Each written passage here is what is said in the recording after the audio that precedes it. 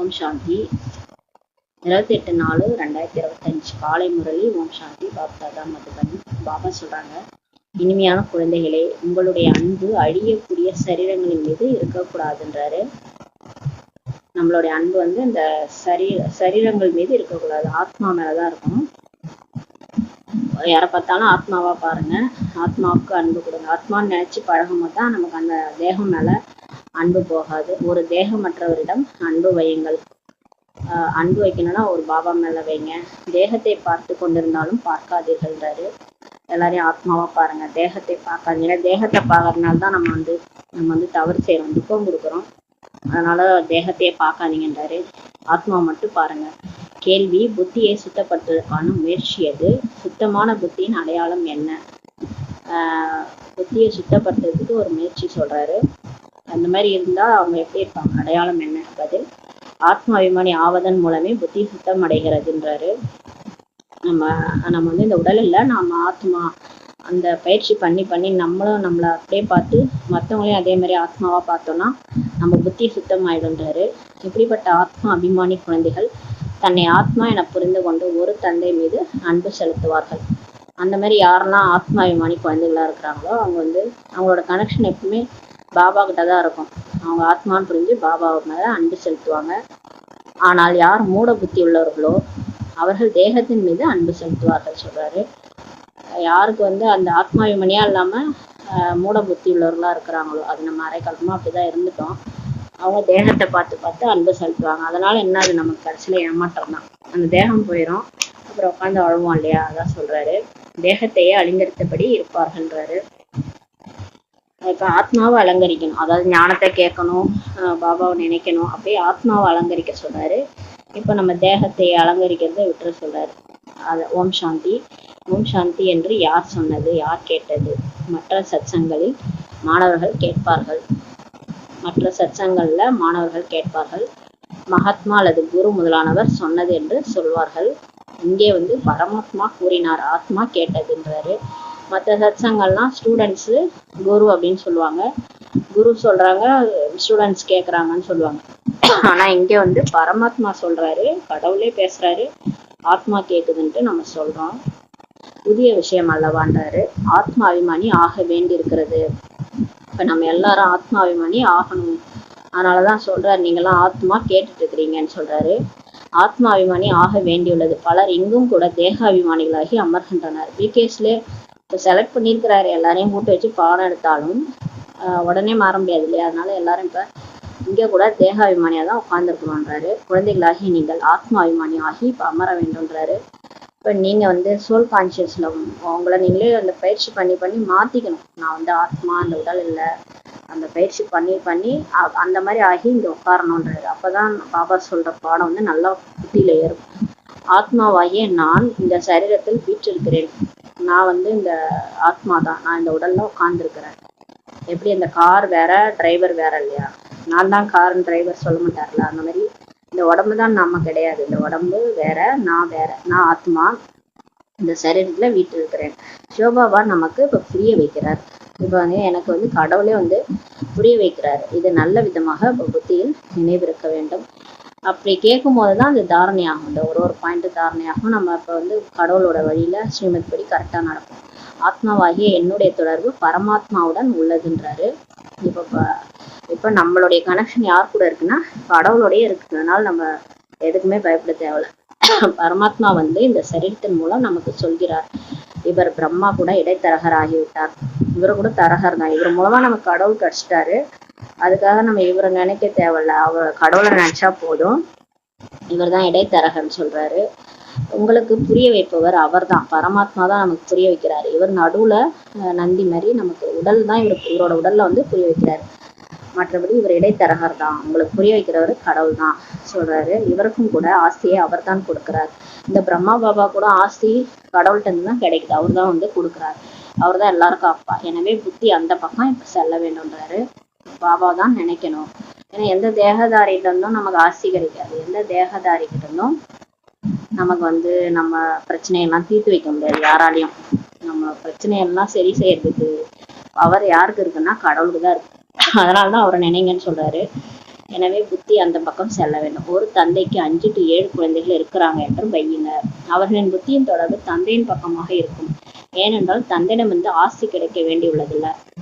சாதாரணமா லௌகீகத்துல 5-7 குழந்தைன்னா அப்பா மேலேயேதான் இருக்கும் புத்தி. ஏன்னா அப்பாட்ட இருந்து ஆஸ்தி வாங்கணும்ல. அது வந்து எல்லைக்குட்பட்ட ஆஸ்தி. சகோதரனிடம் இருந்தெல்லாம் ஆஸ்தி கிடைக்காது இல்லையா? நம்ம பிரதர் இருக்காருன்னா அவர்கிட்ட போய் சொத்து கேட்டா அடிதான் விழும். அவங்கள்ட்ட எல்லாம் ஆஸ்தி கிடைக்காது. அவங்க சம்பாதிச்ச சொத்தெல்லாம் நமக்கு சொந்தம் கிடையாது. அப்பாட்ட இருந்தோம்னா சொத்து நம்ம வாங்கிக்கலாம். சகோதரர்கிட்ட எல்லாம் வாங்க முடியாது, ஆஸ்தி கிடைக்காது. ஆஸ்தி எப்போதும் தந்தையிடம் இருந்துதான் கிடைக்கிறதுன்றாரு. உங்களுக்கு ஆஸ்தி வேணும்னா அப்பாட்ட தான் கேட்கணும். ஆத்மாவிடம் வந்து ஆஸ்தி கிடைக்காதுன்றாரு. அப்ப பாருங்க, பரமாத்மாட்ட இருந்துதான் ஆத்மாவுக்கு ஆஸ்தி கிடைக்கும். சகோதரன்ட்ட ஆத்மாட்ட இருந்தெல்லாம் ஆத்மாவுக்கு ஆஸ்தி கிடைக்காதுன்றாரு. ஆத்மாவின் ரூபத்தில் நாம் அனைவரும் இப்ப சகோதரனாக இருக்கிறோம் என்பதை நீங்கள் அறிவீர்கள். இப்ப நம்ம எல்லாருமே ஆத்மாக்கள், சகோதரர்கள். ஒருத்தர் தான் அப்பா, அவர்கிட்ட தான் ஆசி கிடைக்கும். மற்ற இங்க இருக்கிறவங்க எல்லாருமே சகோதரர்கள் என்பதை இப்போது நீங்கள் அறிவீர்கள்ன்றாரு. ஆத்மாக்களாகிய நம் அனைவரின் தொடர்பும் ஒரு பரம்பிதா பரமாத்மாவுடன் தான் இருக்கிறதுன்றாரு. இப்ப நம்மளுடைய எல்லாருமே நம்மளுடைய கனெக்ஷன் வந்து கடவுள் கையில தான் இருக்குது. அந்த நூல் சொல்லுவாங்க, நூல் வந்து மேல இருந்து ஒருத்தன் ஆட்டுறான், நம்மளாம் பொம்மலாட்டம் ஆடுறோம்னு சொல்லுவாங்க. அது கடவுள்கிட்ட தான் இப்ப எல்லாருடைய கனெக்ஷன் இருக்குது. அவர் சொல்கிறார், என்னை மட்டும் நினைவு செய்யுங்கள்ட்டு கடவுள் சொல்றாரு. ஏன் சொல்றாரு? அவர் எதுக்கு அவரை மட்டும் நினைக்க சொல்றாரு? அத இப்போ ஒரு மரம் செடி இருக்குன்னா நீங்க விதைக்கு, அதாவது வேருக்கு தண்ணி ஊற்றுவீங்க. விதைக்கு தண்ணி ஊத்துனா முழு மரத்துக்கும் போயிடும். நீங்க போய் ஒரு இலையா ஊத்தினா கூட அந்த செடி வந்து வளராது. ஒரு இலைக்கும் தண்ணி ஊத்தினாலும் அந்த செடி வளராது. நீங்க வேர்ல தண்ணி ஊத்துங்க, விதையில தண்ணி ஊத்துங்க, ஆட்டோமேட்டிக்கா அந்த மரம் வந்து நல்லா வளரும். அதுக்காக தான் அவரை நினைக்க சொல்றாரு, என்ன நினைங்க, நான் எல்லாரையும் பாத்துக்கிறேன். நீங்க ஒருத்தவங்களா சாட்டிஸ்ஃபை பண்றீங்கன்னா யாரையும் உங்களால சாட்டிஸ்ஃபை பண்ண முடியாது, எல்லாம் குறைதான் சொல்லிட்டு இருப்பாங்க இல்லையா? நம்ம கடவுள் நினைச்சா ஆட்டோமேட்டிக்கா நம்ம கிட்ட இருந்து அன்பு, என்ன பாலனை செய்யணுமோ என்ன போகணுமோ அது எல்லாமே கரெக்டா போயிட்டு இருக்கும். அதனாலதான் அவரை நினைக்க சொல்றாரு, என்னுடன் மட்டும் அன்பு இப்ப வையுங்கன்றாரு. படைப்பின் மீது வைக்காதீங்க, எந்த ஒரு படைப்பின் மீது அன்பு வைக்காதீங்கன்றாரு. இப்ப ஆத்மாபிமானி ஆகுங்க, நீங்க சோல் கான்சியஸ் வாங்க. நம்ம இந்த பாடி கிடையாது, நம்ம வந்து இந்த சரீரம் கிடையாது, நம்ம சரீரமே நிலை கிடையாது. அப்ப அடுத்தவங்க செய்யும் எதுவா இருந்தாலும் சரி, இந்த பொருள் எல்லாமே வஸ்துக்கள் எது மேலேயும் அன்பு வைக்காதீங்க, இதெல்லாம் நம்மளோட படைப்புன்றாரு. இப்ப ஆத்மாபிமானி ஆகுங்கள். என்னை தவிர வேறு எந்த தேகதாரியம் நினைத்தாலும் அதனை தேக அபிமானம் என்ன சொல்லப்படுன்றாரு. அவரை தவிர நம்ம யாரும் நினைச்சாலும் அது வந்து நமக்கு நினைச்சுக்கிறோம். நமக்கு என்னன்னா நம்ம இன்னும் பாடி கான்சியஸ்ல இருக்கோம், நம்ம வந்து தேகாபிமானியா தான் இன்னும் இருக்கிறோம் அப்படின்னு நம்ம புரிஞ்சுக்கணும்ன்றாரு. இந்த தேகதாரி உங்கள் முன்னால் இருக்கலாம், ஆனால் நீங்கள் இவரை பார்க்காது. இந்த பிரம்மா பாபா கூட நமக்கு முன்னாடி இருக்கிறார், அவர் மூலமா தான் இவர் கிளாஸ் எடுக்கிறார். இருந்தாலும் இவரையே கூட பார்க்காதீங்கன்றாரு.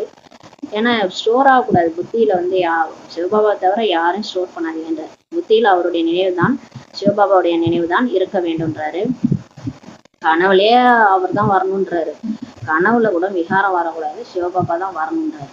அப்ப எந்த அளவுக்கு ஆத்மா மாறுந்தா அது வந்து பாபா கூடயே போக முடியும். அப்ப கனவுல கூட பாபா தான் வரணும். பாபான்னு அந்த அளவுக்கு ஒரு உருகி நினைச்சாதான் கனவுல கூட அவர் வருவார்.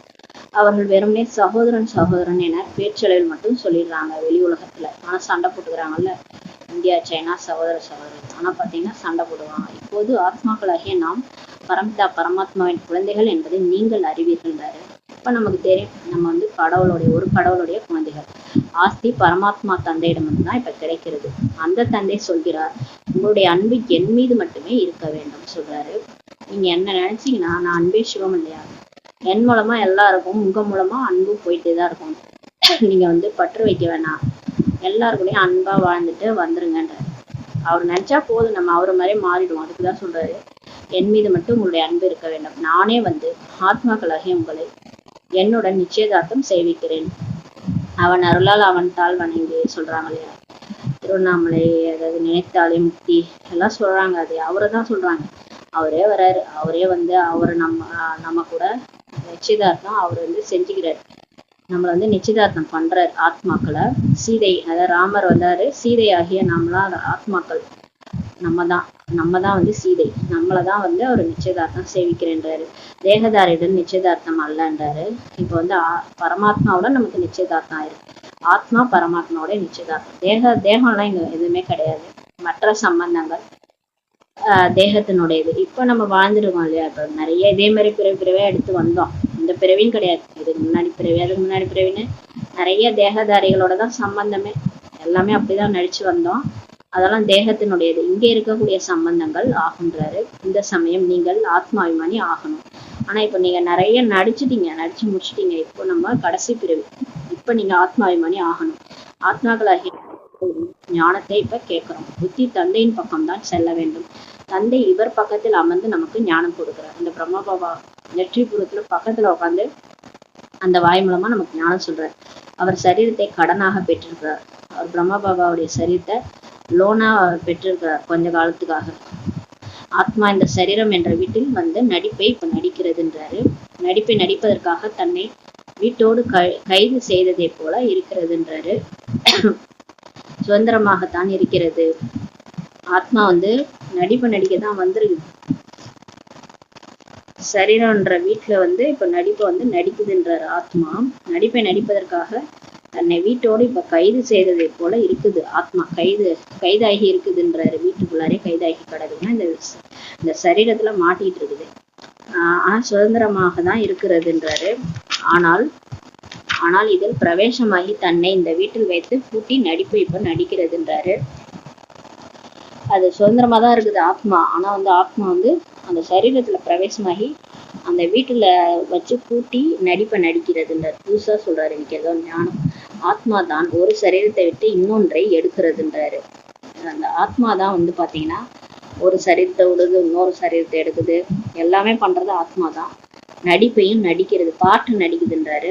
இந்த சமயத்தில் யார் எந்த அளவு ஆத்மாபிமானியாகி இருப்பார்களோ அவர்கள் உயர்ந்த பதவி அடைவார்கள்ன்றாரு. இந்த நேரம் சங்கமேகத்துல பாபா சொல் பேச்சு கேட்டு யார் வந்து சோல் கான்சியஸ்ல வந்துடுறாங்களோ, பாடி கான்சியஸ் இல்லாம சோல் கான்சியஸ்ல வந்து ஆத்மாபிமானியா ஆயிடுறாங்களோ அவங்க உயர்ந்த பதவி அடைவாங்கன்றாரு. பாபாவின் சரீரத்தின் மீதும் கூட உங்களுடைய அன்பு இருக்கக்கூடாதுன்றது பிரம்மா பாபாவோட சரீரம் மேல. ஏன்னா அந்த சரீரம் கூட போயிடுச்சு இல்லையா, அது மேல அன்பு வச்சுட்டு அவர் அன்பு பண்ணிருந்தவங்கலாம் அழுதுருப்பாங்க. அவர் போன பிறகு அந்த சரீரம் தான் போச்சு. ஆனா அவர் போல இல்லையா, அவர் வந்து மேலதான் இருக்கிறாரு. அவ்யக்த பாப்தாதான் நம்ம கூட தான் இருக்கிறாரு. இப்ப கூட நம்ம பாலனை பண்றவர், நம்மளை அழும்போது நம்மளை தேத்துறவரு, நம்மளை கை தூக்குறவர் எல்லாமே பாப்தாத மேல இருக்கிறாரு. அவர் ஒன்றும் அவர் போல அந்த உடம்பு தான் போயிடுச்சு.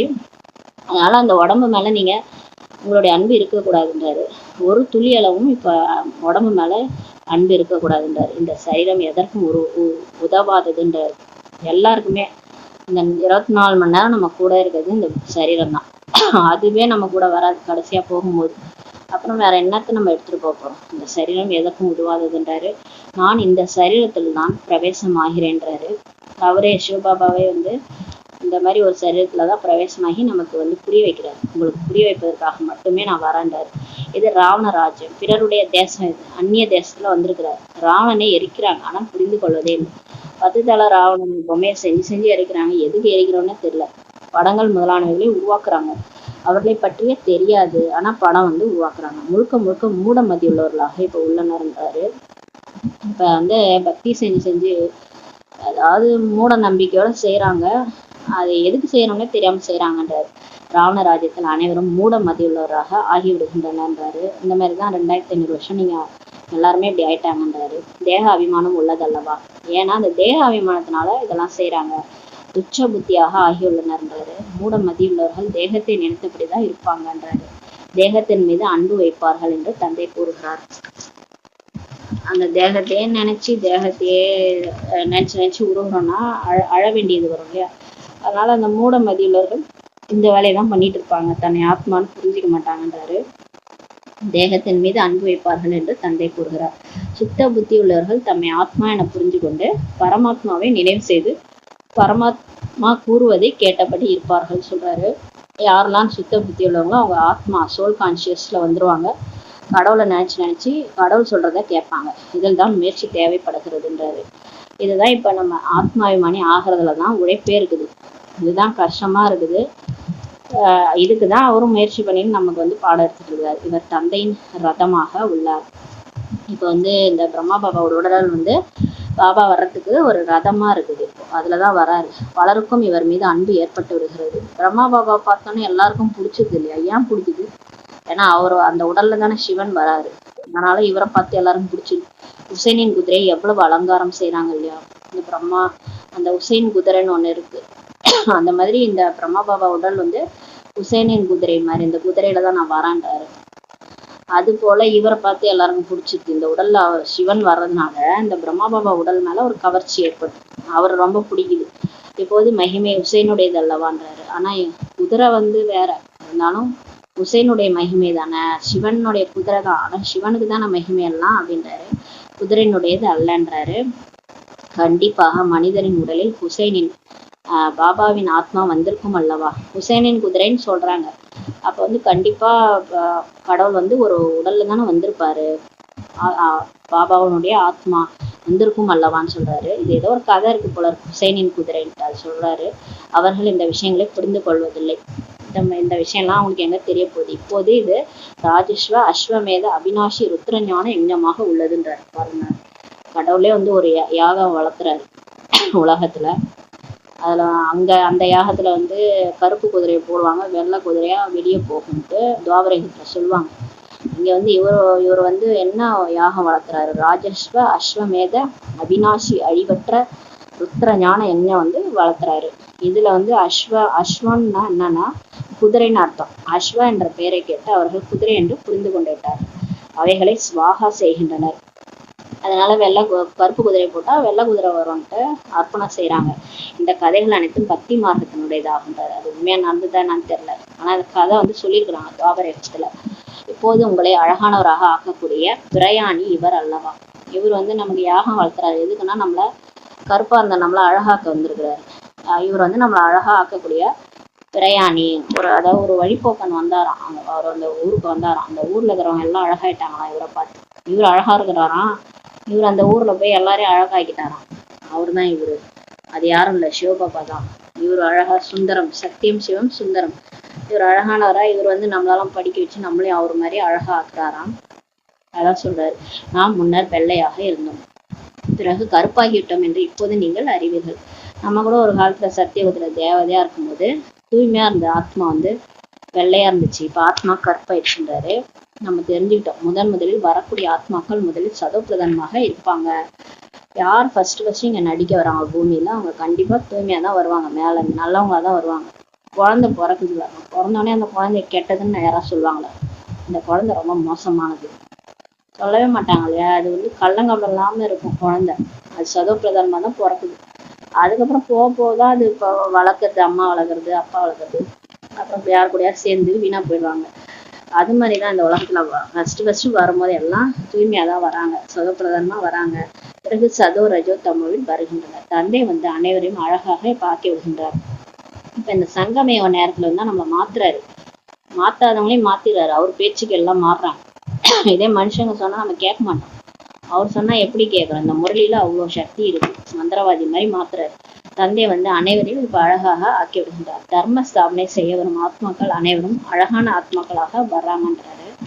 இப்ப தர்ம ஸ்தாபனை செய்ய வராங்க இல்லையா? இவங்க புத்தர், இயேசு, இவங்க எல்லாம் வந்து தர்மத்தை ஸ்தாபனை பண்ண வராங்க.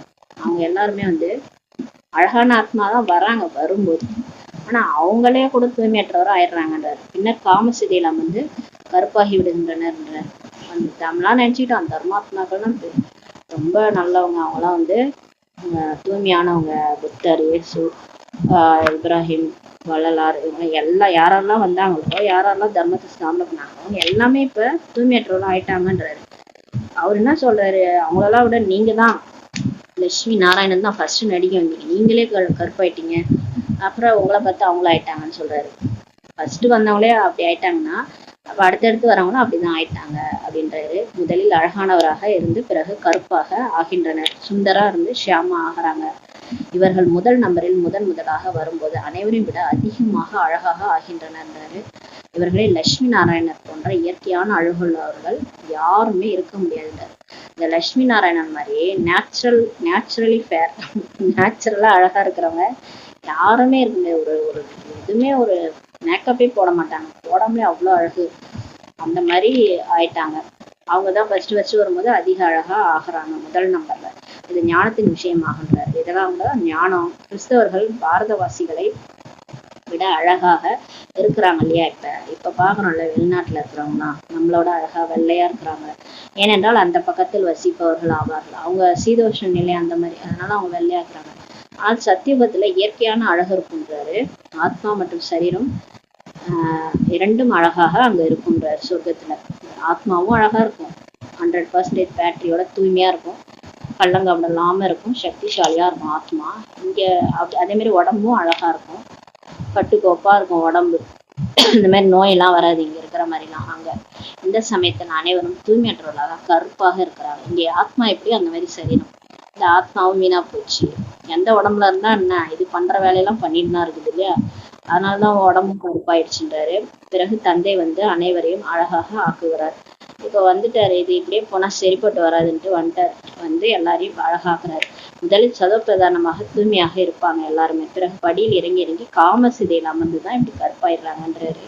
முக்கியமான முதல் எதிரே காமந்தான். இப்போது தந்தை அனைத்து ஆத்மாக்களையும் தூய்மையாக்குவதற்காக வந்திருக்கிறார். இப்ப எல்லாம் பாபா வந்து நம்ம எல்லாரும் கெட்டு போனவங்க எல்லாரையும் தூய்மையாக்க வந்திருக்கிறார். தந்தையை நினைவு செய்வதன் மூலமே நீங்கள் தூய்மை அடைந்து விடுவீர்கள்னு சொல்றாரு. பாபா நினைக்க நம்ம தூய்மையாயிடுவோன்றாரு. ஒன்றும் பண்ண வேணாம், பாபா நினைச்சா போதும். அவர் எல்லாம் டைரக்ஷன் கொடுத்துட்டே இருப்பார். அதுபடி நடந்தாலே நம்ம தூய்மையாயிடுவோன்றாரு. ஆக ஒருவரை நினைவு செய்ய வேண்டாம். இப்போ அவரை தான் நினைக்கணும். அப்பதான் நமக்கு தெரியும், பகுத்தறியும் சக்தி வரும். எல்லாமே நமக்கு எப்படி நடந்துக்கணும், ஸ்ரீமத் படி நடக்கணும், எல்லாமே நமக்கு தெரிய வரும். தேகதாரியிடம் அன்பு இப்போ வைக்கக்கூடாதுன்றாரு. இப்போ நம்ம வந்து எந்த ஒரு தேகதாரி மீதும் அன்பு வைக்கக்கூடாது, பற்று வைக்கக்கூடாது. அன்பு கூட செலுத்தலாம், ஆத்மா மீது அன்பு செலுத்தலாம், ஆனா பற்று வைக்கக்கூடாதுன்னு சொல்றாரு. நாம் ஒரு தந்தையுடையவர்கள், அவர் தான் அனைத்துமே என்பது புத்தியில பெறும். அதாவது என்னுடையவர் ஒரே ஒரு பாபா, எனக்கு வேற யாரும் கிடையாது, என்னுடைய ஒரே ஒரு பாபா. மற்றபடி எல்லாருக்கூடையும் பழகணும், அவங்களுக்கு அன்பு கொடுக்கணும், பற்று வைக்க வேண்டாம், அவ்வளவுதான். பாபா மட்டும் நம்புங்க, ஆதாரமா பாபாவை மட்டும் வைங்க, மற்றவங்க வைக்காதீங்கன்றாரு. அததான் சொல்ல வர்றாரு. இந்த கண்களால் பார்க்கக்கூடிய அனைவரும் விநாசம் அடைந்து விடுவார்கள் சொல்றாரு. எதுக்கு அப்படி சொல்றாருன்னா, நம்ம வந்து எதனால இப்ப துக்கம் அதிகரிக்குதுன்னா, நேற்று இருந்தவங்க இன்னைக்கு இல்லை, கூடவே இருந்தவங்க இல்லை, ஏதோ ஒண்ணு நடக்குது, இல்லாம போயிடுறாங்களா. அப்போ வந்து அது ரொம்ப துக்கத்தை கொடுக்குது. உலகம் ஃபுல்லா இப்ப அப்படிதான் பிரச்சனையா இருக்குது. அவங்க துக்கத்தை தாங்க முடியாம எல்லாரும் இருக்கிறாங்க. இப்போ எல்லாமே முக்காவாசி ஆத்மாக்கள் துக்கமா இருக்கிறாங்க. சரீரத்தை விட்டு போனவங்களும் துக்கமா போறாங்க, ஆவியா இருக்கிறாங்க, இருக்கிறவங்களும் துக்கமா இருக்கிறாங்க. அதனால உலகமே இப்ப துக்கமா இருக்கு. அதனாலதான் சொல்றாரு, இப்ப நம்மள அந்த துக்கத்துல இருந்து வெளியே எடுக்கிறதுக்காக இதெல்லாம் சொல்றாரு. இப்ப நீங்க கண்ணால பாக்குறது எல்லாமே அழிஞ்சிரும், அதனால இதெல்லாம் நினைக்காதீங்கன்றார். இந்த கண்களும் அழிந்து விட போகின்றன. பரம்பிதா பரமாத்மா திருநேத்திரி என சொல்லப்படுகிறார். அவர் 3வது கண் உடையவர். அவருக்கு ஞானத்தின் 3ஆம் கண் உள்ளது. அவருக்கு தெரியும் நாளைக்கு என்ன நடக்குது, ஆனா நமக்கு தெரியாது. டிராமால நாளைக்கு என்ன பாட்டு அப்படின்னு அவர் கேட்டா சொல்லுவார், ஆனா நமக்கு தெரியாது. அதனாலதான் அவரு 3வது கண் உடையவர். திருநேத்திரி, திரிகாலதரிசி, 3 காலத்தையும் தெரிந்தவர் அவரு. அவருக்கு என்ன நடந்தது, என்ன நடக்க போகுது எல்லாமே தெரியும். இப்ப என்ன நடந்துட்டு இருக்கு, எல்லாமே கரெக்டா நடந்துட்டு இருக்குன்னு அவர் சொல்லுவார். திரிலோகநாதர் எனும் பெயர்கள் அவருக்கு தான் கிடைத்துள்ளன. இப்போது உங்களுக்கு 3 உலகங்களின் ஞானமும் உள்ளதுன்றாரு. இப்ப நமக்கு 3 காலமும் நமக்கு தெரிஞ்சிச்சு. பிறகு இது மறைந்து விடுகின்றதுன்றாரு. இப்ப நமக்கு பிகே ஆயினோடனே ஞானம் கிடைச்சு நமக்கு எல்லா ஞானமும் கொடுத்துட்டாரு. ஆனா நம்ம இந்த உடலை விட்டு போன உடனே எல்லாமே அங்க சொர்க்கத்துல மறைஞ்சிரும்ன்றாரு. ஏன்னா இப்ப போன ஜென்மத்துல நம்ம நடிச்சுட்டு வந்தோமே, ஏதாவது ஞாபகம் இருக்கா? ஒண்ணுமே ஞாபகம் இல்லை இல்லையா? போன ஜென்மத்துல எங்க பிறந்தோம், யார் கூட வாழ்ந்தோம், ஒண்ணுமே ஞாபகம் இல்லை. அந்த சரீரத்தை விட்டவுடனே இங்க வந்து குழந்தையா பிறந்துட்டோம். அதே மாதிரிதான் இந்த சரீரத்தை விட்டவுடனே எங்கேயாவது போய் அடுத்த சொர்க்கத்துக்கு போவோம். நம்ம என்ன முயற்சி பண்றோமோ அந்த மாதிரி. அங்க போனோடனே இங்க நடிச்சோம், இங்க ஞானம் படிச்சோம், சென்டருக்கு போனோம், இந்த மாதிரிலாம் உட்காந்து ஞானம் கேட்டோம், எதுவுமே நமக்கு ஞாபகம் வராதுன்றாரு. எதுவுமே அடுத்த பிரியில ஞாபகம் வராது, ஞானமும் ஞாபகம் வராதுன்றாரு. ஆனா புத்தியில வந்து இது எல்லாமே ஸ்டோர் ஆகுறதுனால அது அப்பப்போ யூஸ் ஆகும். அது சக்தி மட்டும் இருக்கும், ஞானத்தினுடைய சக்தி மட்டும் ஆத்மால ஸ்டோர் ஆயிடும், பேட்டரி வந்து சார்ஜ் ஆயிடும். மற்றபடி ஞானம் வந்து நினைவு இருக்காது, நம்ம எமர்ஜ் ஆகிருக்காது. இந்த மாதிரி நடிச்சோன்றதெல்லாம் அங்க எமர்ஜ் ஆகிருக்காது. அங்க அப்படியே அந்த நடிப்பு மட்டும் எமர்ஜ் ஆகும். தேவதையா நம்மளுடைய அந்த குணங்கள் மட்டும் மாறிடும். எப்படி மாறிச்சு? ஒரு அசுர குணமா கோவமா கத்திக்கின்னு கடந்தவங்க எப்படி அப்படியே குட்டி பாம்பு மாதிரி மாறணும்? எப்படி மாறணும்? இந்த ஞானத்தை கேட்டு மாறுறோம், அப்படியே மாறிடும். மாறி நம்மளுடைய அசுர குணங்கள்லாம் மாறி தேவதை குணமா மாறுது. மாறுற வரைக்கும் விட மாட்டாரு, மாத்திடுவாரு. மாத்தி தான் டிராமா விட்டு கூட்டு போவாரு.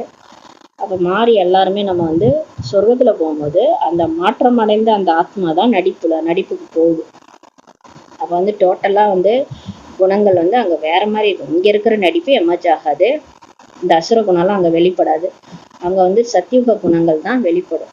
அதாவது அன்பா இருக்கிறது, அமைதியா இருக்கிறது, சக்திசாலியா இருக்கிறது. அந்த எல்லாருமே அந்த மாதிரி மாறிடுவாங்க. இங்கதான் இந்த மாதிரி பேசிட்டு இருக்கிறாங்கல்ல உடம்புக்குள்ள இருந்துட்டு, ஆனா அங்க போயிட்டு எல்லாருமே நல்லவங்களாதான் இருப்பாங்க. சொர்க்கத்துல எல்லாருமே மாறிடுவாங்க. உடல்ல விடுற வரைக்கும் தான் இங்க எல்லாம் இல்லாத ஆட்டம்லாம் நம்ம ஆடுறது. உடலை விட்டுட்டோம்னா அவ்வளவுதான், எல்லாம் திரும்பிடுவாங்க. அங்க போய் தர்மராஜபுரியில தண்டனை வாங்கிட்டு ஏதோ ஒரு பதவியை வாங்கிட்டு சொர்க்கத்துக்கு வருவாங்க எல்லாருமே. அதான் சொல்றாரு, இந்த ஞானம் இப்ப கேக்குறீங்கல்ல, இதோட மறைஞ்சிடும். யாருக்குள் ஞானம் இருக்கிறதோ அவர் வந்து ஞானத்தை இப்ப கொடுக்குறாரு. இப்ப இந்த ஞானம்லாம் நமக்கு முன்னாடி தெரியாது இல்லையா? இப்ப படிக்கதான் இவ்வளவு ஞானம் நம்ம புத்தியில ஏறுது. உங்களுக்கு தந்தை 84 பிறவி ஞானத்தை இப்ப கூறுகிறார்.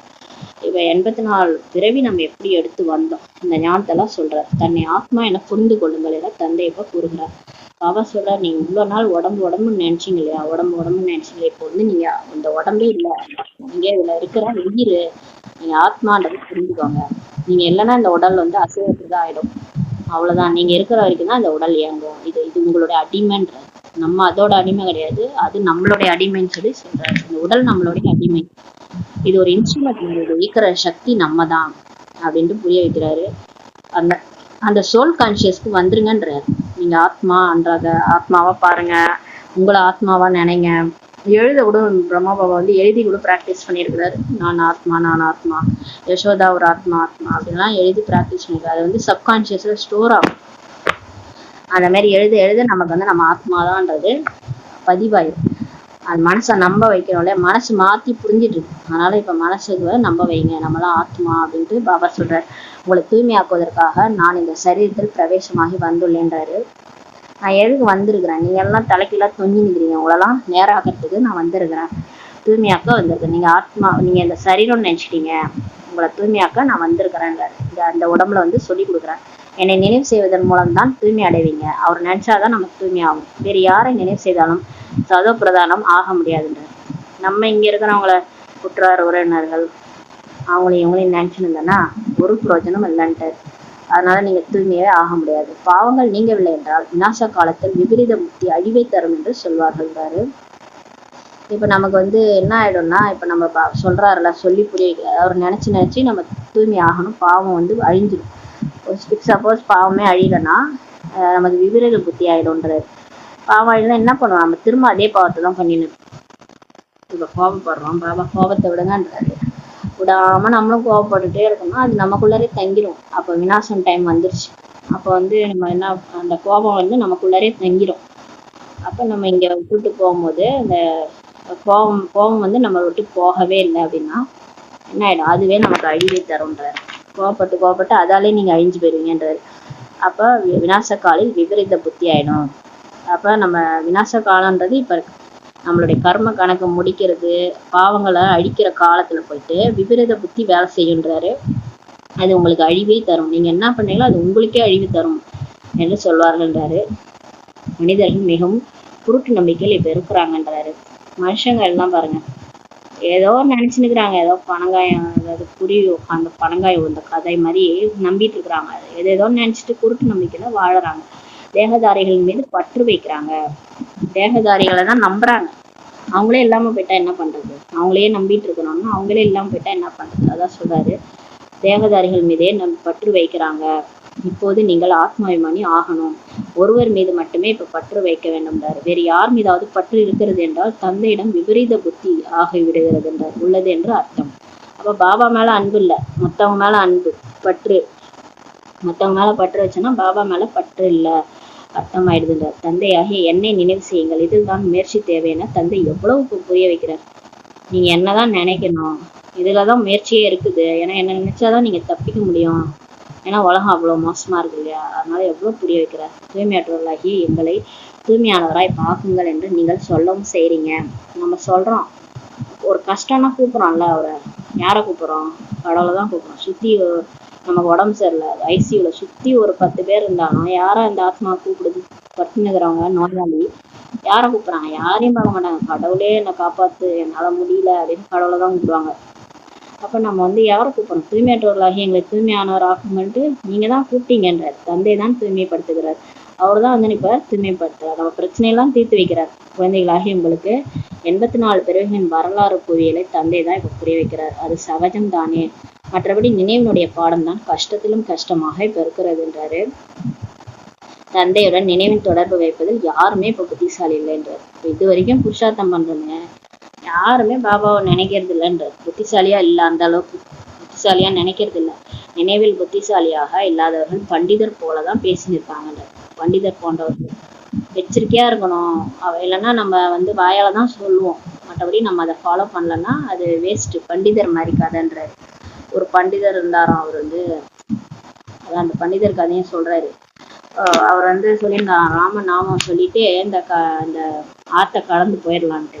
அவர் சொல்லி எல்லாரும் கடந்து போயிட்டாங்களாம். ஆனா இவரு கடக்குறாராம். இவருக்கு வந்து பயம் வந்துருச்சான். கடக்கவே எல்லாரும் ஒரு லேடி கூட கடந்து தைரியமா போயிட்டாங்களாம். அந்த ராமான்னு சொல்லினே கோல் ஒண்ணு வச்சுட்டு கடந்து போயிட்டாங்களாம். இவருக்கு வந்து பயம் வந்துருச்சான். எங்கடா ஆத்துல வெள்ளம் வந்துடும். அந்த மாதிரி சும்மா வாயாலதான் சொல்லுவீங்கன்றாரு. பாபா நினைக்கலன்னா சும்மா வாயளவுலதான் பேசிட்டு இருக்கீங்க, ஞானத்தை சொல்லின்னு இருக்கீங்க, செயல்ல வராது. பண்டிதர் போன்றவர் ஞானத்தில் எவ்வளவுதான் புத்திசாலியாக இருந்தாலும் நினைவில் இல்லாவிட்டால் அவர்கள் பண்டிதர்கள் தான் சொல்லிட்டார். பாருங்க, நீங்க எவ்வளவுதான் புத்திசாலியா ஞானத்தெல்லாம் புரிய வச்சாலும் நீங்க பாபா நினைக்கலன்னா நீங்க எல்லாம் பண்டிதர்கள் தான். அவரை மாதிரி தான் சொல்றாரு. பாபா ஒரு பண்டிதரின் கதையை சொல்கிறார் அல்லவா. யாருக்கு சொன்னாரோ அவர்கள் பரமாத்மாவை நினைவு செய்து அக்கறைக்கு சென்று விட்டனர். பண்டிதரின் உதாரணம் கூட உங்களுக்காக தான் சொல்றாருன்றாரு. தந்தையை நினைவு செய்தீர்கள் என்றால் அக்கறைக்கு சென்று விடுவீர்கள். இப்ப நம்ம பாபாவை ஒவ்வொருத்தரும் நினைக்கணும். நினைச்சாதான் நம்ம வந்து அக்கறைக்கு சொர்க்கத்துக்கு போக முடியும்ன்றாரு. முரளியில் கூர்மை மிக்கவராக இருந்தால் மட்டும் அக்கறைக்கெல்லாம் செல்ல முடியாது. முரளி படிக்கிறேன், முரளியை 4 பேருக்கு சொல்றேன், அதாலதான் நீங்க வந்து சொர்க்கத்துக்கு போக முடியாது. பாபாவை நினைக்கணும். நினைவு செய்யாமல் பாவ கர்மங்களே அழியாதுன்றாரு. பாபாவை நினைச்சாதான் பாவம் அழியும். அது அழியாத வரைக்கும் எப்படி நீங்க உங்க அம்புல கூர்மை ஏறும்? நீங்க சொல்ற ஞானம் 4 பேருக்கு புரியும். சும்மா சொல்லிட்டு இருந்தா என்ன புரியும்? இவை அனைத்தும் உதாரணங்களாக உருவாக்கப்பட்டுள்ளனன்றாரு. இல்ல இந்த கதையெல்லாம் நம்மளோட உதாரணம் தான்ன்றாரு. தந்தை வந்து சரியான விதத்தில் இப்ப புரிய வைக்கிறார். அவர்களுக்கு நிச்சயம் ஏற்பட்டு விடுகிறது. ஒரு விஷயத்தை மட்டும் பிடித்து கொண்டு விட்டனர். என்னன்னா, பரமாத்மாவை நினைவு செய்வதன் மூலம் அக்கறை சேர்ந்து விடுவீர்கள். இதை மட்டும் புரிஞ்சுக்கிறாங்க. ஞானம் மட்டும் இருக்கும், நினைவு இருக்காது என்றால் உயர்ந்த பதவி அடைய முடியாது. அதாவது நான் ஞானம் மட்டும் கேட்டுக்கிறேன், பாபா நினைக்க மாட்டேன் அப்படின்னா உங்களால லட்சுமிநாராயணன் ஆக முடியாது. நினைவு செய்யாதவர்கள் பலர் இருக்காங்கன்றாரு. இப்ப நிறைய பேரு பாபாவை மட்டும் நினைக்க மாட்டாங்க, ஞானம் மட்டும் கேட்கறாங்க, முரளி மட்டும் கேட்கறாங்க. பாபா நினைக்க சொன்னா யோகா பண்றதே கிடையாது, அமிர்த வேலையும் மிஸ் பண்ணிடுது. அந்த மாதிரி இருக்கிறாங்க. அதனாலதான் பிரச்சனைகள் ஓயவே மாட்டுது. தன்னையும் மாத்திக்க மாட்டாங்க. பாபா நினைவு இல்லாதனால தன்னை மாத்திக்க மாட்டாங்க. முக்கியமான விஷயமே நினைவுதான்றாரு. மிகவும் நல்ல நல்ல சேவை செய்பவர்கள் இருக்கிறாங்க. ஆனால் புத்தியின் தொடர்பு சரியாக இல்லாவிட்டால் மாட்டிக்கொள்வார்கள்.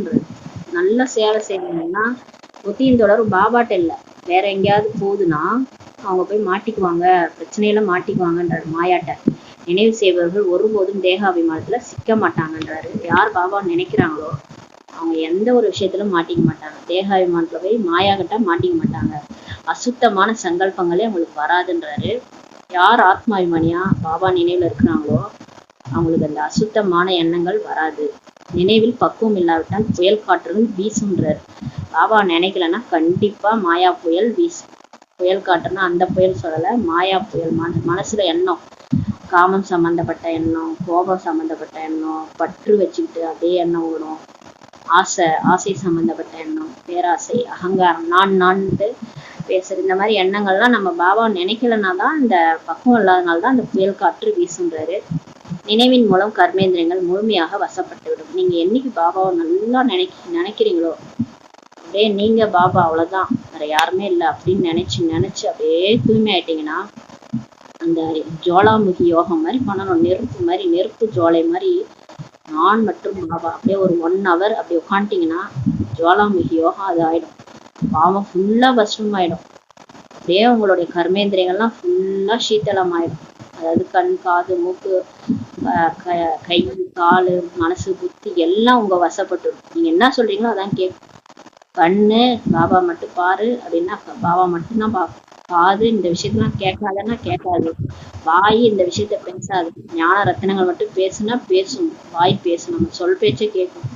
எப்பனா நினைவின் மூலம்தான், பாபா நினைச்சாதான். தந்தை சரியானது மற்றும் தவறானது எது என்று புரிந்து கொள்ளும் புத்தியையும் இப்ப கொடுக்குறாரு. பாபா நினைச்சாலே ஒரு சக்தி கிடைக்கும். அது என்ன சக்தினா பகுத்தறியும் சக்தி. நல்லவங்க யாரு கெட்டவங்க யாரு சரியா காட்டி கொடுத்துருவாரு.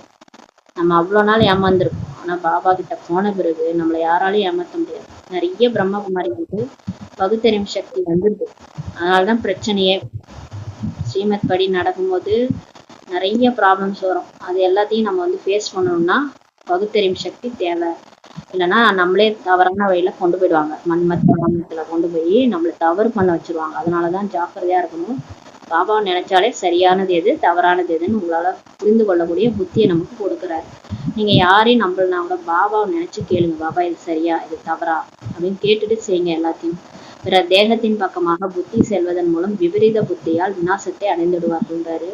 யாராவது தேகதாரி பின்னாடி போறோம், அவங்க பேச்சை கேட்கறோம், அவங்க பின்னாடியே சுத்திட்டு இருக்கிறோம்னா விபரீத புத்தி ஆயிடுது இல்லையா? பாபாட்ட அன்பு போல அந்த தேகதாரியை நம்புறோம், அவங்களே நம்பிட்டு இருக்கிறோம்னா அப்ப வந்து பாபா நினைக்கலன்னா தப்பு தப்பா எல்லாமே தப்பு தப்பா செய்வோம். அதனால விநாசத்தை அடைந்து விடுவார்கள்ன்றாரு. கண்டிப்பா அவங்களாம் அழிஞ்சு போயிடுவாங்கன்றாரு. அதாவது பிகேவாவே இருக்க முடியாது, நான் பிகேவா ஆயிடுவாங்க. அப்ப விநாசத்தை அழிஞ்சு போயிடுவாங்கன்றாரு. ஞானம் வேறு யோகம் வேறுன்றாரு. முரளி வேற. முரளி தான் யோகான்னு சிலர் நினைச்சுக்கிறாங்க. முரளி எல்லாம் யோகா கிடையாது. முரளின்றது ஞானம். ஞானம் வந்து பாபா பேசிட்டு இருக்கிறாரு. நான் முரளி படிச்சேன் அதுலயே பாபா நினைச்சிட்டேன் அப்படின்னா நினைக்க கூடாது. பாபா பேசிட்டு இருக்கிறாரு, நம்ம கூட பாபாவை நினைச்சுதான் கேட்டுட்டு இருக்கிறோம். இருந்தாலும் பாபாவை தனியா நினைக்கணும், அதுக்குன்னு டைம் ஒதுக்கணும். அது வந்து யோகம். பாபாவையே நினைக்கிறது நினைவு யாத்திரை, அதுக்கும் டைம் ஒதுக்கணும். அது வேறுன்றாரு. கடைசியில நம்ம படிச்சுட்டே இருக்க முடியாது இல்லையா? நம்ம வந்து யோகாவும் பண்ணணும், அதுக்கும் டைம் ஒதுக்கணும். யோகத்தின் மூலம் ஆரோக்கியம், ஞானத்தின் மூலம் செல்வம் கிடைக்கிறதுன்றாரு. இப்ப இந்த ஞானத்தின் மூலம் உங்களுக்கு காசு வந்துடும்.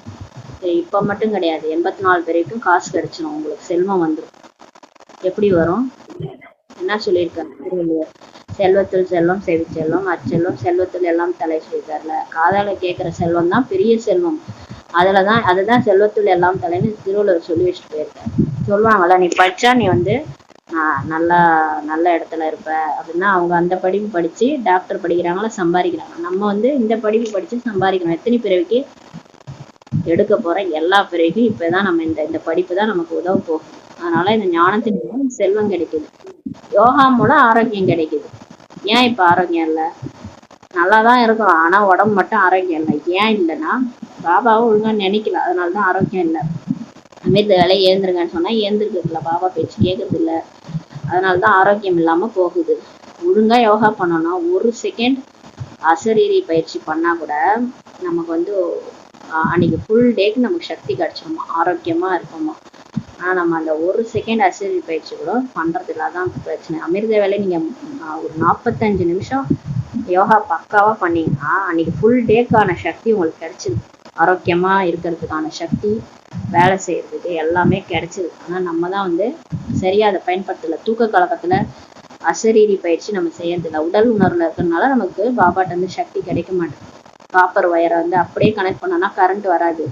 அந்த ரப்பர் வயரை நீக்கிட்டு நம்ம கனெக்ட் பண்ணும் போதுதான் கரண்ட் பாஸ் ஆகும். அந்த மாதிரி உடல் உணர்வுல பாபா நினைக்கும் போது நமக்கு சக்தி கிடைக்க மாட்டேங்குது. ஏஞ்சி வரும்போதே இந்த உடம்புன்னு நினைச்சு ஏஞ்சி வர்றது, அப்புறம் கலக்கம், ஐயோ படுத்துக்கலாமா அப்படின்ட்டு யோகா பண்றோம்ல, அந்த மாதிரி பண்ணும்போது நமக்கு சக்தி வராது. நம்ம ஏந்திருக்கும் போது ஆத்மா அபிமானி நிலையில இருந்துச்சுன்னா, ஆத்மா இந்த உடம்பு இல்லை, நான் பாபா எனக்கு உடம்பு இருக்கிறாரு, நான் போய் அவரை பார்க்கணுன்ட்டு அப்படி ஒரு விஷயம் ஆத்மா அபிமானி நிலையில பாபாவை காலையில நினைவு செய்யணும். அப்பதான் சக்தி கிடைக்கும். யோகத்தின் மூலம் இப்ப ஆரோக்கியம் கிடைக்குதுன்றாரு. யோகத்தின் மூலம் ஆயுள் கூட அதிகரிக்குதுன்றார் பாருங்க. ஆயுள் கூட அதான் ஜானகி தாய் சொன்னாங்க. எனக்கு 104 வயசுலாம் கிடையாது, அல்பாயுசுன்னு ஜாதகத்துல சொல்லியிருந்தாங்க. எனக்கு பாபாவால தான் நான் இத்தனை வருஷம் ஆயுள் இருந்திருக்கிறேன்னு சொல்லியிருக்காங்க. 104 வயசு வரைக்கும் அவங்க இருந்தது காரணமே யோகா தான். யோக சக்தி மூலமா தான் ஆயுள் அதிகரிக்குது. ஆத்மா பெரிது சிறிதாகலாம் ஆவதில்லைன்றாரு. ஆத்மா பெருசா சின்னதாலாம் ஆகாது. சரீரம் தான் குழந்தையா இருக்கும், பெருசாகும். ஆத்மா அப்படியேதான் இருக்கும். எனது சரீரத்தின் ஆயுள் அதிகரிக்கிறதுன்னு ஆத்மா சொல்லுது. இந்த வருஷம் பர்த்டே கொண்டாடினான், எனக்கு 1 வயசு அதிகமாயிடுச்சுன்னு யார் சொல்றது? ஆத்மா சொல்லுதுன்றது. ஆத்மா தான் சொல்லுது, எனது சரீரத்தின் ஆயுள் அதிகரிக்கிறதுன்னு ஆத்மா சொல்லுது. இப்போது ஆயுள் குறைவுன்றாரு, பிறகு அரை கல்ப காலத்திற்கு சரீரத்தின் ஆயுள் அதிகமாயிரும். ஆனா இந்த உடம்பு தாங்காது இல்லையா? இதுதான் மன வழி பிற வழி படி கேட்டு எதையோ சாப்பிட்டு பிகே ஆகிறதுக்கு முன்னாடியே உடம்பை கெடுத்து வச்சுக்கிட்டோம். இப்பதான் கொஞ்சம் பாபா யோகா பவர் மூலமா சரி பண்ணிட்டு இருக்கிறோம். ஆனா இதோட ஆயுள் குறைவுதான், ஏதோ இருக்கிற வரைக்கும் ஓட்ட வேண்டியதுதான். பிறகு அரைக்கால்ப காலம் 2500 வருஷம் நமக்கு அங்க 150 வருஷம் வரைக்கும் வாழ்வோம். சரீரத்தின் ஆயுள் அங்க அதிகம் பண்றாங்க. நாம் பிரம்ம பிரதானத்திலிருந்து சத பிரதானமாக ஆகிவிடுவோன்றாரு. இப்ப கண்டிப்பா நம்ம தூய்மை ஆக்கிடுவாருன்னு சொல்றாரு. ஆத்மா தூய்மை அடைந்து விடுகிறது. ஆத்மாவை தூய்மைப்படுத்துவதில் தான் முழு ஆதாரமும் இப்ப இருக்குதுன்றாரு. நம்ம எவ்வளவு தூய்மை அடைகிறோம் இதுலதான் ஆதாரமே இருக்குன்றாரு. தூய்மையாகாவிட்டால் பதவியும் அடைய மாட்டோம். பாபா கடைசி என்ன தெரியுமா பார்ப்பாரு? நான் எத்தனை பேருக்கு ஞானம் கொடுத்தேன், இவ்வளவு சேவை பண்ணேன், நான் இத்தனை சென்டர் ஓபன் பண்ணேன், எனக்கு லட்சுமி நாராயண் போஸ்டிங் கொடுங்க, நான் கொடுக்க மாட்டேன். பாபா என்ன தெரியுமா பார்ப்பாரு? ஆத்மா தூய்மையாயிடுச்சு அதான் பார்ப்பாரு.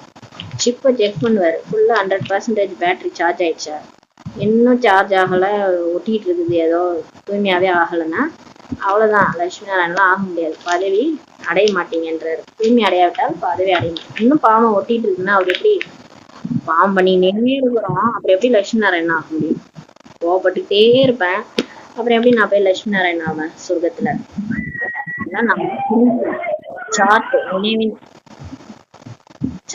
நினைவின் அட்டவணை வைப்பதில் மாயை சோம்பேறித்தனத்தை ஏற்படுத்துகிறது. டெய்லி சார்ட் வைங்கன்றாரு. ஆனா ஒரு நாள் வைக்கிறது, என்னைக்கு சொல்றாரோ அன்னைக்கு வைப்போம், அதுக்கு மறுநாள் சோம்பேறித்தனம். அதான் சொல்றாரு, நினைவின் சார்ட் அட்டவணை வைங்கன்னா அது சோம்பேறித்தனத்தை மாயாதான் ஏற்படுது. மனசே சொல்லும், சரி இன்னைக்கு நம்ம ரொம்ப டயர்ட் ஆயிடுச்சு, தூங்கிக்குவோம், நாளைக்கு பாபாட்ட சொல்லிடலாம் அப்படின்ட்டு, பாபா நான் நாளைக்கு வைக்கிறேன் அப்படின்னு பாபாட்டே சொல்லிட்டு தூங்க வேண்டியது. இதெல்லாம் மனசுல இருக்கிற மாயா. மனசு ஒரு மாயா மாதிரி வேலை பண்ணிட்டு, அது தெரியாம சோம்பேறித்தனத்தை மாயா ஏற்படுத்துகின்றது. குழந்தைகள் நினைவு யாத்திரையின் அட்டவணையை மிகவும் ஆர்வத்துடன் இப்ப வைக்கணும்ன்றாரு. நீங்க உங்க நன்மைக்காக நீங்க பாபா எவ்வளவு நேரம் நினைச்சீங்கன்ற அந்த சார்ட் வைங்க. இப்ப பிசினஸ் பண்றவங்க இன்னைக்கு இவ்வளவு வரவு, இவ்வளவு செலவு, இவ்வளவு தூரம் நான் முதல் போட்டேன், இவ்வளவு வியாபாரம் ஆச்சு, இவ்வளவு காசு வந்திருக்கு, மீதி இவ்வளவு காசு இருக்குன்னு வைப்பாங்க. அவங்கதான் புத்திசாலி.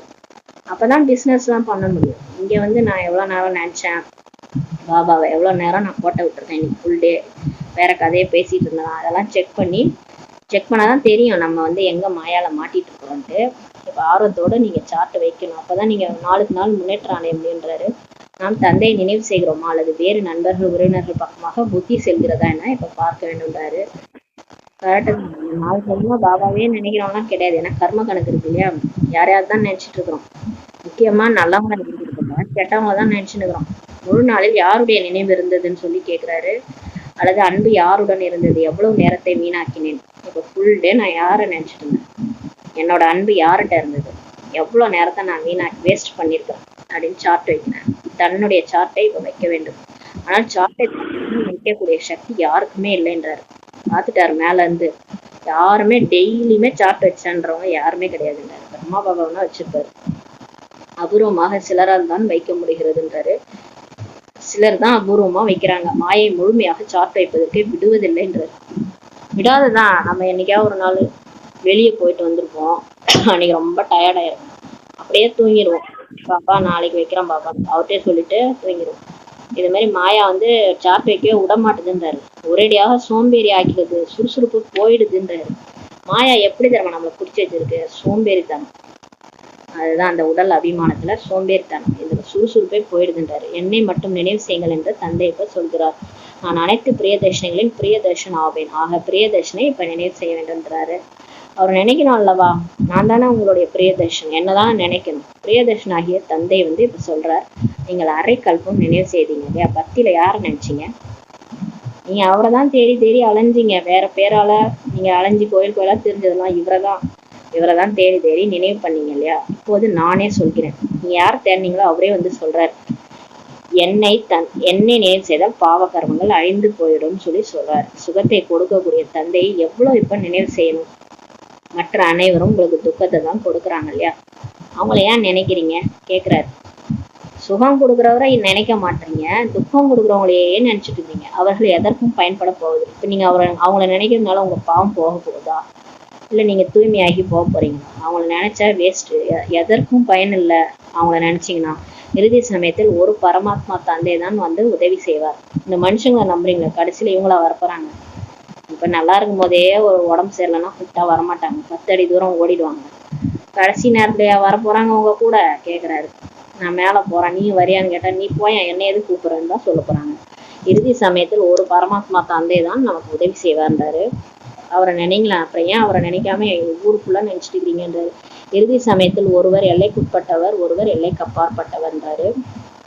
ஒருவர் எல்லைக்குட்பட்டவர் பிரம்மா தந்தை, ஒருவர் எல்லைக்கு அப்பாற்பட்டவர் சிவத்தந்தை. இறுதி சமயத்தில் அவங்க தான் ஹெல்ப் பண்ணுவாங்க. நல்ல விதமாக நினைவு செய்தபடி இருந்தீர்கள் என்றால் அகால மரணம் ஏற்படாது என தந்தை வந்து புரிய வைக்கிறார். இப்போ நம்ம நல்லபடியா பாபா நினைச்சோன்னா நமக்கு இந்த பிறவில அகால மரணம் ஏற்படாது. நல்லபடியா உடல்ல உட்காந்துக்கிட்டு இருக்கும் போதே சரீரத்தை விட்டுட்டு பாபா கூட போயிடும். அப்படியே முரளி கேட்டுட்டுலாம் சரீரம் விட்டுருக்காங்க நிறைய பேர். ஆன்சர் பண்ணும்போது சரீரம் விட்டுருக்காங்க, திடீர்னு பார்த்தா மேல போயிட்டாங்க. பிகேஸ் நல்ல ஒரு மரணம் வந்து நமக்கு கிடைக்கும். உங்களை அமரர்களாக்கி விடுகிறார், நம்மளை அமரராக்கி விட்டுறாரு இல்லையா? அழிவற்ற ஆத்மாவா ஆக்கிறார். முதலில் தந்தை மீது அன்பு நிறைந்த புத்தி தேவைன்றாரு. பாபா மேல அன்பு இருக்கணும், அன்பு நிறைஞ்ச புத்தி இருக்கணும். யாருடைய சரீரத்தின் மீதாவது அன்பு ஏற்பட்டது என்றால் விழுந்துருவீங்கன்றார். நீங்க யாரையாவது நம்பினீங்க கண்டிப்பா ஏமாத்துருவாங்கன்றாரு. தோற்று விடுவீர்கள். கடைசி நேரத்துல அவங்கள நினைச்சிட்டு செத்தோம்னா என்ன ஆகும்?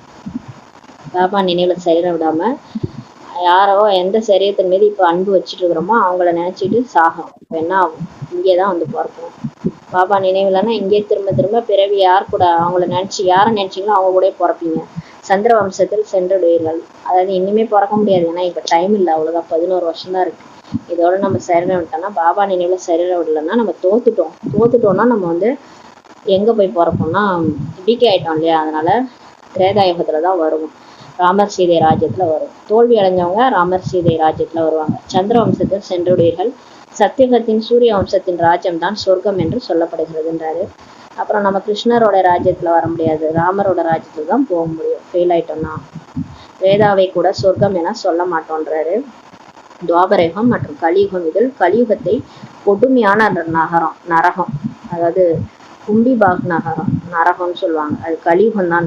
களி முத்திருச்சுன்னு சொல்லுவாங்கல்ல, மோசமான நரகம். இப்ப நம்ம இருக்கிறதே அதான், நமக்கு தெரியாது. இப்ப கலிகாலம் முத்தி போச்சுன்னு நம்ம சொல்லுவோம் வாயால், ஆனா அந்த மாதிரி ஒரு மோசமான நரகத்துல நம்ம இப்ப இருக்கிறோம்.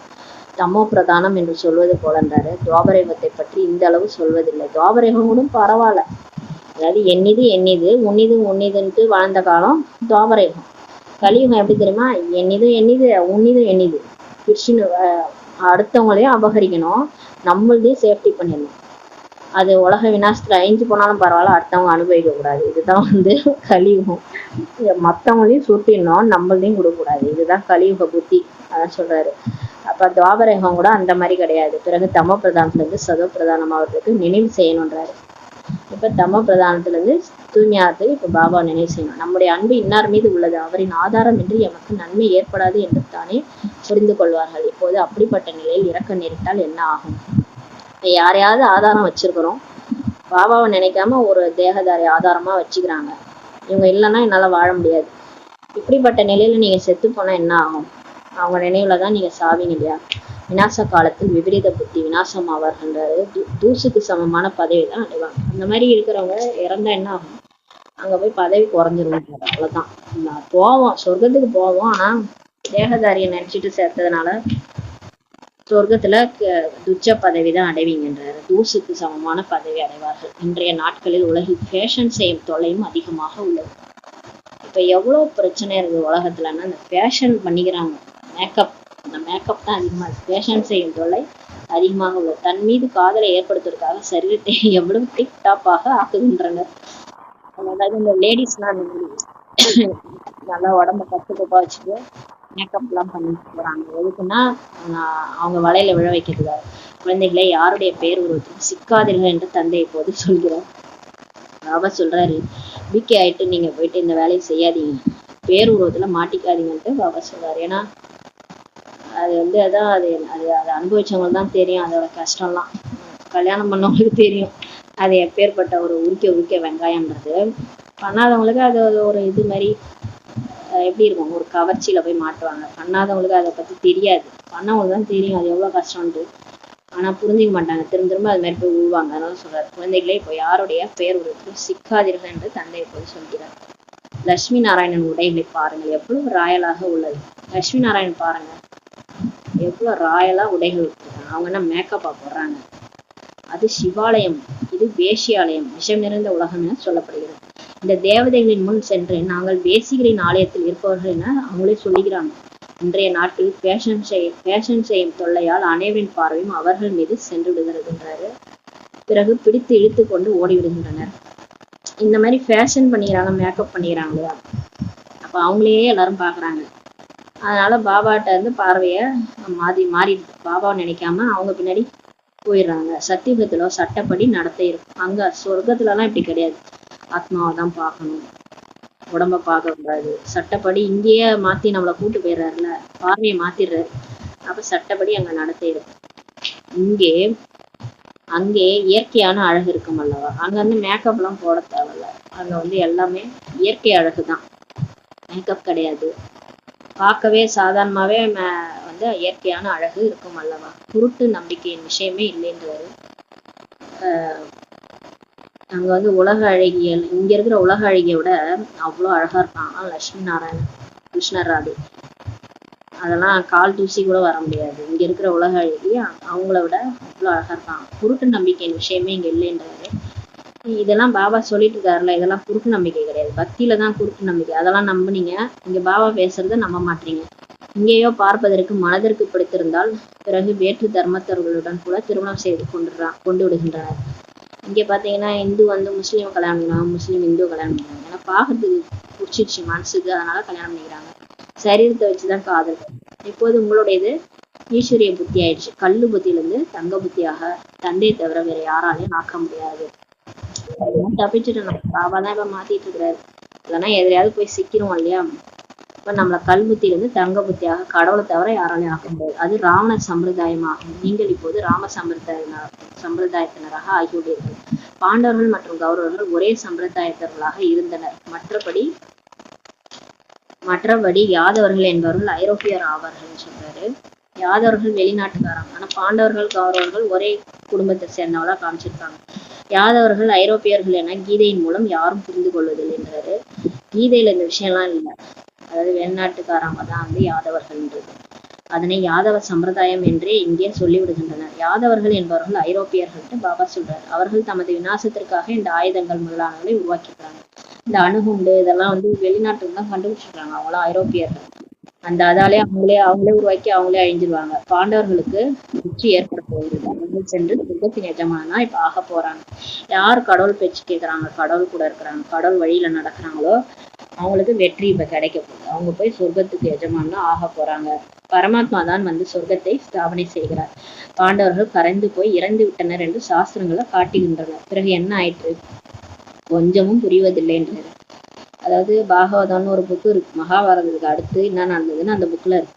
அதுல வந்து பாண்டவர்கள் கடைசியா அந்த கௌரவர்கள் எல்லாம் அந்த துரியோதனம் எல்லாம் செத்து போன பிறகு இவங்க எல்லாரும் வாழ்ந்துட்டு அதுக்கப்புறம் இவங்க மலை மேல ஏறி போறாங்க. இமயமலையில இதுல ஏறி போகும்போது ஒருத்தவங்களாம் கரைஞ்சு விழுந்துட்டாங்க. ஃபர்ஸ்ட் திரௌபதி, அப்புறம் ஒன் பை ஒன்னா எல்லாம் விழுந்து செத்துறாங்க. அப்புறம் கடைசியா வந்து ஒரு நாயோட தர்மர் போனதா காமிச்சிருப்பாங்க. எல்லாரும் அப்படியே கரைஞ்சு போய் இறந்துட்டாங்கன்ட்டு அதுல காமிச்சிருக்கிறாங்க. அப்புறம் என்ன ஆச்சுன்ட்டு யாருமே சொல்ல. ஆனா சொர்க்கத்துக்கு போனாங்க மட்டும் காமிச்சிருப்பாங்க. அங்க துரியோதனமும் இருக்கிற மாதிரி காமிச்சிருப்பாங்க. இதெல்லாம் ஸ்டோரி, இதெல்லாம் கதை, கல்புத்தி அல்லவான்றாரு. நாடகத்தின் ரகசியத்தை யாரும் இப்ப தெரிந்து கொள்ளவில்லை. இதெல்லாம் இந்த நம்மளுடைய ரகசியம் தான். இப்ப நடக்க போறதான் கதையா எழுதியிருக்கிறாங்க சாஸ்திரங்கள் வந்து துவாபரயுகத்துல இருந்து. நாடகத்தின் ரகசியத்தை யாரும் புரிஞ்சுக்கல. பாபாவிடம் குழந்தைகள் வருகின்றனர். ஆபரணங்களை வேண்டுமானால் அணிந்து கொள்ளுங்கள் என சொல்கிறேன். பாபா இங்கே நகைகள் அணிந்து கொள்வது அவ்வளவாக நன்றாக இல்லை என்கின்றனர். பாபா சொல்றாராம், நகை வேணும்னா அணிஞ்சுக்கங்கன்னு சொல்றாராம். ஆனா குழந்தைங்க சொல்றாங்கன்னா, இல்ல பாபா இங்க வந்தா இதெல்லாம் நகையை அணிஞ்சுக்கிறது நன்றாக இல்லைன்ட்டு சொல்றாங்க. தூய்மை இழந்த ஆத்மா, தூய்மை இல்லாத சரீரத்திற்கு நகைகள் எங்கே அழகாக இருக்க போகிறது. அங்கே நாம் இந்த ஆபரணங்கள் முதலானவற்றால் அலங்கரிக்கப்பட்டிருப்போன்றாரு. இங்க வந்து இந்த சரீரமும் தூய்மை இல்லாத சரீரம், நம்மளும் தூய்மை இல்லாத ஆத்மா. இங்க நகை என்ன நகை அணிஞ்சாலும் இன்னும் அவ்வளவு அழகு வரப்போகுதுன்றாரு. அங்க பாத்தீங்கன்னா நேச்சுரல் அழகு இருக்கும். அங்க இந்த ஆபரணங்கள் முதலானவற்றால் எல்லாருமே அலங்கரிக்கப்பட்டு இருப்பாங்க. லட்சுமி நாராயணன் கூட நகையெல்லாம் போட்டிருப்பாரு. அளவற்ற செல்வம் அங்க இருக்குன்றாரு. அனைவருமே சுகம் நிறைந்தவர்களாக அங்க இருப்பாங்க சொர்க்கத்துல. அங்கே இவர் ராஜா நான் பிரஜை என உணர்ந்து கொள்வார்கள். அங்க அவங்களுக்கே தெரியும் இவர் ராஜா நான் பிரஜைன்ட்டு. ஆனா துக்கத்தின் விஷயம் இருக்காது. ஆனா பிரஜையா இருந்தா கூட அங்க ராஜா மாதிரிதான் ஜாலியா இருப்பாங்க. துக்கத்தின் விஷயம் இருக்காது. இங்கே தானியங்கள் முதலானவைகள் கிடைப்பதில்லை எனும் போது மனிதர்கள் துக்கமிக்கவர்களாக ஆகுறாங்க. இங்க சாப்பாட்டுக்கே வழி இல்லை. இங்க பணக்காரங்க ஜாலியா இருக்கிறாங்க, ஏழைகள் சாப்பாட்டுக்கே வழி இல்லாம இருக்கிறாங்க. அதனால துக்கமா இருக்காங்க. அங்க வந்து பிரஜையாவோ ராஜாவோ எல்லாருக்கும் வீடு இருக்கும், அந்த தங்க மாளிகை இருக்கும், எல்லாருமே ஜாலியா இருப்பாங்க. அங்கேயும் அனைத்தும் கிடைக்கும். துக்கம் என்ற வார்த்தை வாயிலிருந்து அங்க வெளியே வராது. அழவே மாட்டாங்க யாரும். பேரே சொர்க்கம் எனப்படுவது. ஐரோப்பியர்கள் அதனை பேரடைஸ் சொல்றாங்க. வெளிநாட்டினர் சொல்றாங்க பூலோகத்துல பேரடைஸ் இருந்துச்சு, அது சொர்க்கம், தேவதைகள் இருந்தனர் என புரிஞ்சுக்கிறாங்க. ஆகையால் அவர்களின் படங்களை கூட அதிக அளவுல வாங்குறாங்க. ஆனால் இந்த சொர்க்கம் எங்கே சென்றது என யாருக்கும் தெரியாது. சிலர் வானத்துல இருக்குதுன்னு நினைச்சுக்கிறாங்க. இங்க இந்துஸ் எல்லாம் அப்படிதானே, வானத்துல சொர்க்கம் இருக்குன்னு நினைச்சிட்டாங்க. வானத்துல எதுவுமே இல்லை, அங்க ராக்கெட் தான் போகுது வருதுன்னா சொர்க்கத்தையா பார்த்தாங்க. பாபா சொல்றாரு அந்த சொர்க்கம் இருந்துச்சுன்னு தெரியுது, ஆனா எங்க போச்சுன்னு தெரியல அப்படின்ற தெரிஞ்சுக்கல பாருங்கன்ற. இந்த சக்கரம் எப்படி சுற்றுகிறது என நீங்கள் தான் அறிவீர்கள். ஃபர்ஸ்ட் இதே பூமி தான் சொர்க்கமா இருந்துச்சு, இப்ப நரகமாயிடுச்சுன்னு நமக்கு தான் தெரியும். புதியதுல இருந்து பழையதுல இருந்து பிறகு புதிய உலகமாக இது ஆகிறது. ஆத்ம அபிமானி ஆவதில் மிகவும் இப்ப முயற்சி தேவைப்படுது. நம்ம மாறினா உலகம் மாறிடும், அவ்வளவுதான். நம்ம மாறாத வரைக்கும் இப்படியேதான் இந்த ஓட்டிங்கன்னே இருக்க வேண்டியதுதான். பேன் நகர மாதிரி இந்த டிராமா மாறுற வரைக்கும் அப்படியே நடந்துட்டே இருக்கும். எப்ப ஆத்ம அபிமானி ஆகிறோமோ அப்ப சொர்க்கம் வந்துடும், அவ்வளவுதான், முடிஞ்சிடும். இதுலதான் முயற்சி தேவைப்படுகிறது. நீங்கள் ஆத்ம அபிமானி ஆவதால் இந்த பல வியாதிகள் முதலானவற்றிலிருந்து விடுபட முடியுன்றாரு. உடம்பு வலிக்குது, அங்க வலிக்குது, எனக்கு இந்த அது வந்துருச்சு இது வந்துருச்சு உடம்புல, அது இதெல்லாம் ஏன் வருதுன்னா நீங்க தேக அபிமானியா இருங்க. தேகத்தையே பார்த்துனதுனாலதான் அதெல்லாம் வருது. இதை பார்க்காம நீங்க ஆத்ம அபிமானி ஆகிறதுனால நீங்க பல வியாதிகள்ல இருந்து விடுபட முடியும். தந்தையை நினைவு செய்வதன் மூலம் உயர்ந்த பதவி இப்ப பெறுவீங்க. பாபா நினைச்சா ஞானமும் படிக்கிறோம், ஞானம் படிச்சா செல்வம் கிடைக்கும். ஆனா பாபா நினைச்சாதான் பாவம் போகும். பாவம் போனாதான் பாவமும் போனாதான் நமக்கு வந்து உயர்ந்த பதவி கிடைக்கும். ஆனா அந்த மாயா வந்து நம்ம உயர்ந்த பதவி அடைய விடாதபடி, பாபா நினைக்க விடாதபடி பண்ணிட்டே இருக்கும். தேகதாரி நினைவு கொண்டு வரும், பிரச்சனையை கொண்டு வரும், எதையோ பண்ணி நம்மள யாரையாவது நினைக்க வைக்கும். பாபா நினைக்க கூடாது. அதனால நீங்க வந்து ஜாக்கிரதையா இப்ப பாபா நினைங்க. பாபா நினைச்சாதான் நம்ம உயர்ந்த பதவி பெறுவீங்கன்றார். நல்லது.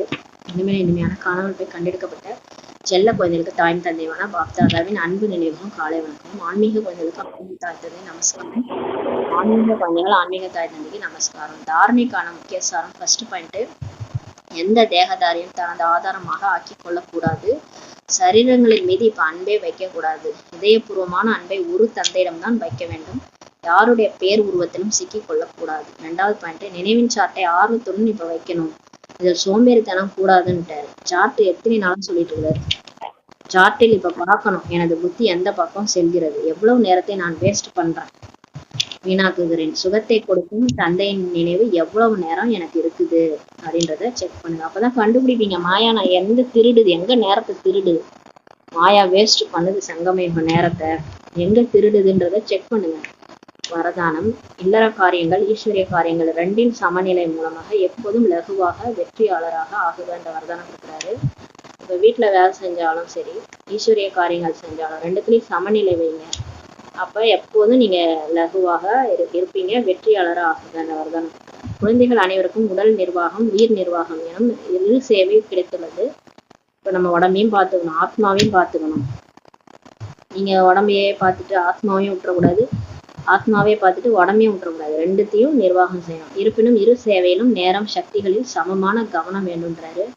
ஸ்ரீமத் எனும் முள் சரிவர இருந்தால் இருபுறமும் சமநிலை பெறும். நீங்க கரெக்டா ஸ்ரீமத் படி நடந்தீங்கன்னா ரெண்டு பக்கமும் நீங்க கரெக்டா நடப்பீங்கன்றாரு. அதாவது உடம்பையும் கவனிச்சுக்கீங்க, ஆத்மாவையும் கவனிச்சுக்கீங்க. அதாவது முரளியும் படிக்கணும், யோகாவும் பண்ணணும், வீட்டு வேலையும் செய்யணும், வீட்டு சாப்பாடும் பார்த்துக்கணும், குழந்தை குட்டி எல்லாத்தையும் கவனிக்கணும், சாப்பாடும் செய்யணும்.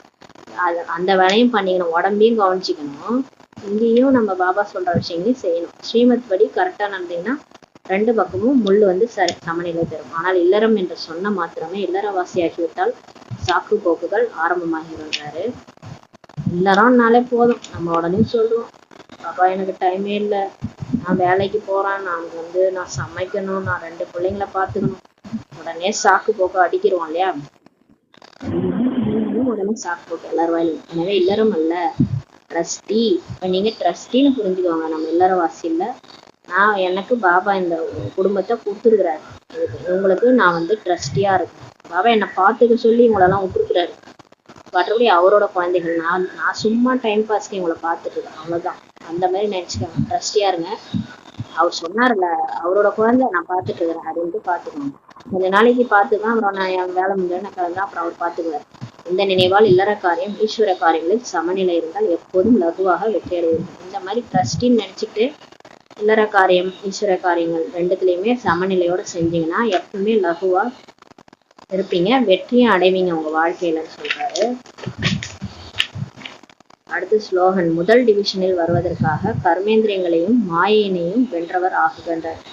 ஃபர்ஸ்ட் டிவிஷன்ல வரணும், ஃபர்ஸ்ட் டிவிஷன்னா 108ல வரணும். லட்சுமி நாராயணன் ஆகணும்னா உங்க கர்மேந்திரியங்களை வெல்லணும். நீங்க ஃபர்ஸ்ட் இந்த மனசு, புத்தி, கண்ணு, காது, மூக்கு, வாய் அதெல்லாம் அது இஷ்டத்துக்கு பேசக்கூடாது, அது இஷ்டத்துக்கு பார்க்கக்கூடாது. பார்வையை மாற்றணும். கேட்கறதெல்லாம் அந்த எதையாவது நம்ம மற்றவங்களை பற்றி பேசுறது இதெல்லாம் கூட நம்ம கேட்கக்கூடாது, பேசக்கூடாது. எல்லாம் பாபா சொல்றதான் பேசணும், பாபா சொல்றதான் கேட்கணும். இந்த மாதிரி நம்ம கர்மேந்திரியங்களை அடக்கணும், வென்றணும். மாயையும் வென்றணும், 5 விகாரத்தையும் வெல்லணும். காம, கோபம், பற்று, ஆசை, அகங்காரம் எனக்கு கனவுல கூட வரக்கூடாது. அப்பதான் மாயை வென்றவர் அப்படின்றதும் நம்ம ஃபர்ஸ்ட் டிவிஷன்ல 108ல போயிடணும். அதுதான் சொல்றாரு. அது 108ல போறது சாதாரண விஷயமே கிடையாது அப்படின்னு சொல்றாரு. அவ்யக்த சமிஞ்சை இணைந்த ரூபத்தை நினைவினால் சதா வெற்றியாளர் ஆகுங்கள். எவ்வாறு சிவசக்தியின் இணைந்த ரூபம் இருக்கிறதோ அதுபோல பாண்டவபதி மற்றும் பாண்டவர் என்பதும் சதா காலத்திற்கான இணைந்த ரூபம் ஆகுன்றாரு. பாண்டவபதியால் பாண்டவர்கள் இல்லாமல் எதுவுமே செய்ய முடியாது. யார் இவ்வாறு இணைந்த ரூபத்தில் எப்போது இருக்கிறாங்களோ அவர்கள் முன்னால் பாப்தாதா சாகாரத்தில் அனைத்து சம்பந்தங்களிலும் இப்போ முன்னால் இருக்கிறார். எங்கே அழைத்தாலும் அங்கே நொடியில் ஆஜராகிவிடுவார். நம்ம எப்ப கூப்பிட்டாலும் பாபா நொடியில வந்துருவாராம். ஆகையினால்தான் எங்கும் பாபா நிறைந்திருக்கிறான்ட்டு சொல்லிட்டாங்க. நீங்க நேற்று சொன்ன மாதிரி அதே இஷாரா மாதிரி இருக்கு. பாபா சொல்றார். பாண்டவபதி ஏற்கனவே சொன்ன மாதிரி இருக்கு இந்த இஷாரா. பாண்டவபதி பாண்டவர்கள் எல்லாமே எதுவுமே செய்ய முடியாது, நம்ம இல்லாம பாபாவால எதுவுமே செய்ய முடியாது. அதனாலதான் நம்ம இணைந்த ரூபத்துல இப்ப இருக்கிறதுனால பாபா கூப்பிட்டனா உடனே வந்துடுறாரு. அதனாலதான் சொல்றாங்க இறைவன் எல்லா இடத்துலயும் நிறைஞ்சிருக்கிறாருன்ட்டு சொல்றாரு. சாந்தி. நன்றி பாபா, நன்றி பரிவார்.